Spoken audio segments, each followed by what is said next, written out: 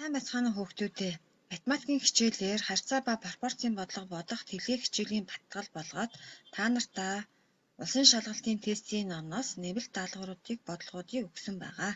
Эдгээр бодлогыг хэрхэн бодох арга аргачлалыг анхааралтай сайн үзээд өөрийн бодсонтойгоо харьцуулж дүгнээрэй.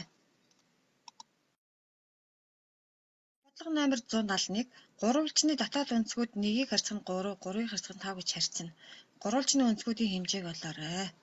За яаж болох вэ бүгдээрээ? За гурвалжны дотоод өнцгүүдийн нийлбэр 180 градус байдаг. Үнийг ашиглая бүгдээрээ. За мөн харьцаа гэдэг нь хэсэгтэй адилхан учраас гурван өнцгийн нийт хэсгийг олъё. За тэгэхээр юу болох вэ? 1, 3, 5-ыг нэмэхээр нийт 9 хэсэг юм байна. Тэгвэл гурвалжны дотоод өнцгүүд маань нийлээд 9 хэсэгт тэнцээ байх нь. За тэгэхээр нэг хэсгийг бүгдээрээ олохын тулд яах вэ? За 180 градусыгаа 9 тэнцээ хуваахаар 20 градус буюу нэг өнцг нь гарч байна. За тэгэхээр гурван хэсэг нь хэдэн градус вэ гэхлээр 20-оо 3 дахин хэсгээр 60 градус. За 5 хэсэг нь хэд вэ гэхлээр 100 градустай тэнцээ юм байна. За тэгвэл бүгдээрээ шалгая. Гурвалжны дотоод өнцгүүд 180 байдаг учраас за 3 өнцгөө нэмэхээр 20, 60, 100 гэхээр за нийлээд 180 градус гарч байна тийм үү? За тэгэхээр зөв байх нэ. За тэгэхээр энэ дөрвөн хариултны D гэсэн хувилбарыг бүгдээрээ сонгох юм байна. 177. Гурвалжны нэг өнцөг нь 30 градус, нөгөө хоёр өнцөг нь 6-г харьцах нь 9 харьцаагаар хуваагдсан бол хоёр өнцгийн хэмжээг ол. За яаж бодох вэ хүүхдүүд? За мөн адилхан гурван дотоод өнцгүүдийн нийлбэр 180 градус байдаг гэдгийг ашиглая.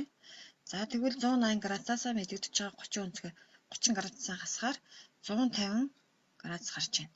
Энэ бол нөгөө хоёр өнцгийн хэмжээ гэсэн. За тэгвэл нөгөө хоёр өнцгийн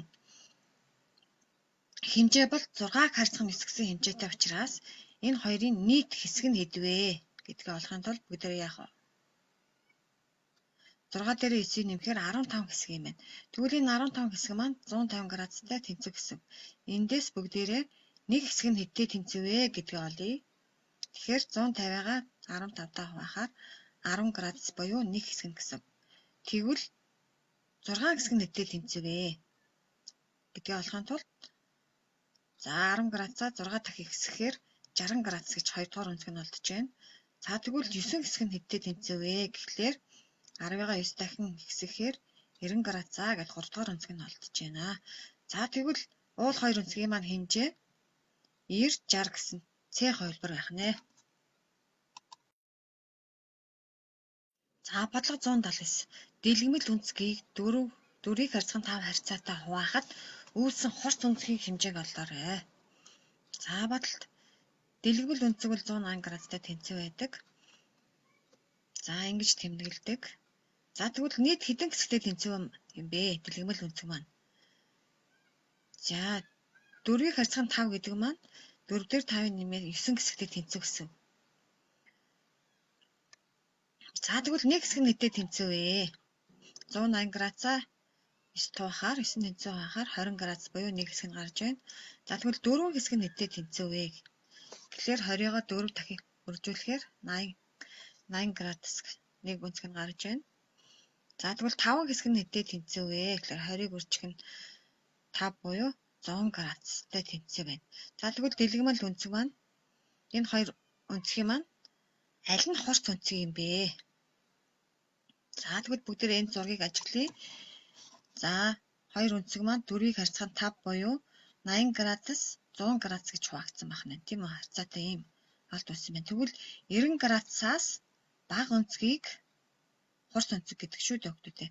Тэгэхээр энэ 80 градус маань яах вэ? Хорт өнцөг юм байна гэд D хувилбарыг сонгох хэрэгтэй юм байна. Бодлого номер 128. Гурвалжны талууд 1-ийг харьцах нь 2, 2-ыг харьцах нь 3 харьцаатай бол энэ ямар гурвалжин бэ? За A тэнцүү талд, V адил хажууд, C элдв талд, D оршихгүй. Ийм гурвалжин байхгүй гэж судалтай байна. За тэгвэл энэ дөрвөн хариултны аль нь гэж бодож байна та нар? За тэгвэл гурвалжны талууд 1, 2, 3 гэж харьцаатай гэхээр 3 өөр хэмжээтэй гэсэн үг тийм үү? За тэгэхээр мэдээж тэнцүү талд биш, адил хажууд биш. Тэгэхээр C хувилбар буюу элдв талд байх нэ. За бодлого 129. Гурвалжны талууд 2-ыг харьцах нь 2, 2-ыг харьцах нь 3 харьцаатай бол энэ нь ямар гурвалжин бэ? За мөн 4 янзын хариулт байна. Эндээс за мэдээж гурлаа өөр талтай биш байна. 2 нь ижилхэн, 1 нь өөр байна тийм үү? За тэгэхээр тэнцүү тал гэдэг маань 3 талд нь 3-аа тэнцүү гэсэн. Тэгэхээр V хариулт буюу адил хажууд гэдэг хариултыг бол сонгох нь байна. Яагаад гэвэл хоёр тал нь тэнцүү хэмжээтэй байгаа учраас. За тэгэхээр V хариултыг сонгох нэ. За бодлого номер 130. Гурвалжны өнцгүүд нь 1-ийг харьцах нь 2, 2-ыг харьцах нь 3 харьцаатай бол энэ ямар өнцөгт гурвалжин бэ? За A'д нь хурц, V'д нь тэгш, C'д нь мохоо, D'д нь оршихгүй гэсэн хариултууд байна. За тэгвэл төрөв шиг бүгдээрээ шууд сонгож болох уу хүмүүдээ? Гурвалжны өнцгүүд нь гэсэн өнцгүүдийн харьцаа өгдсөн байна тийм ээ. Тэр ямар өнцөгт гурвалжин бэ гэдгийг сонгох нь шүү дээ. Тэгэхээр бид нар яах нь өнцгийн хэмжээг нь хараахан энэс тодорхойлж болохгүй учраас бүгдээрээ бодолт хийя. За тэгвэл өнцгийн хэмжээг яаж олох вэ? За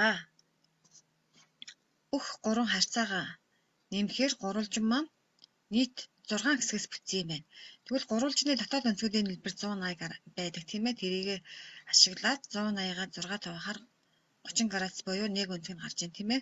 За тэгвэл 2 дугаар 2 өнцөг нь 30-ыг 2 дахин хэсгээр 60 градус болчих нь байна тийм ээ. 60 градусын хэмжээтэй. За 3 дахь өнцөг нь 30-ыг 3 дахин хэсгээр 90 градусын хэмжээтэй байх нэ.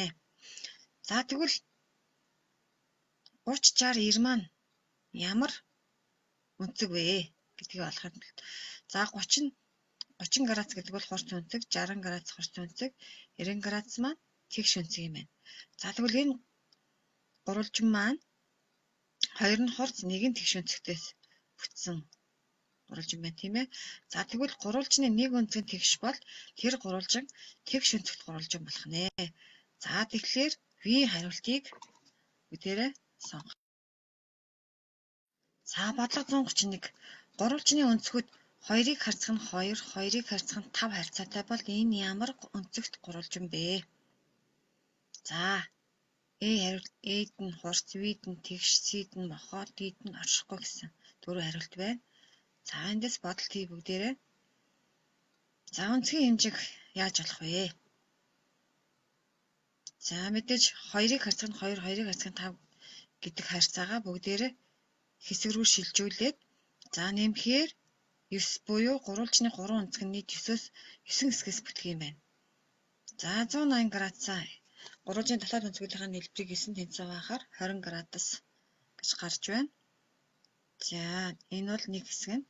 За 2 хэсэг нь болохын тулд 20 градусаа 2 дахин хэсгээр 40 градустай тэнцүү болж байна. За тэгвэл 5 хэсгийг нь болохын тулд 20 градусаа 5-аар үрчгээр 100 градустай тэнцүү болж байна. За тэгвэл одоо эндээс ямар өнцөгт гурвалжин бэ гэдгийг тодорхойлохын тулд бүгдээрээ шинжилгээ хий. За 40 градус гэдэг бол 90 градусаас бага учраас хурц өнцөг юм байна. За 100 градус гэдэг бол мохоо өнцөг юм байна. За тэгвэл энэ гурвалжин маань 2 хурц, 1 мохоо өнцгөөс бүтсэн байх нэ. За тэгэхээр гурвалжны нэг өнцөг нь мохоо болох юм бол тэр гурвалжиг мохоо өнцөгт гурвалжин гэх нэ. Тэгэхээр C хариултыг бүгдээрээ сонгох юм байна. За гэрийн даалгаварт бүгдээрээ улсын шалгалтын тестийн номны хэрэглээ хэсгийн бодлого 62, 63-ыг бодоорой.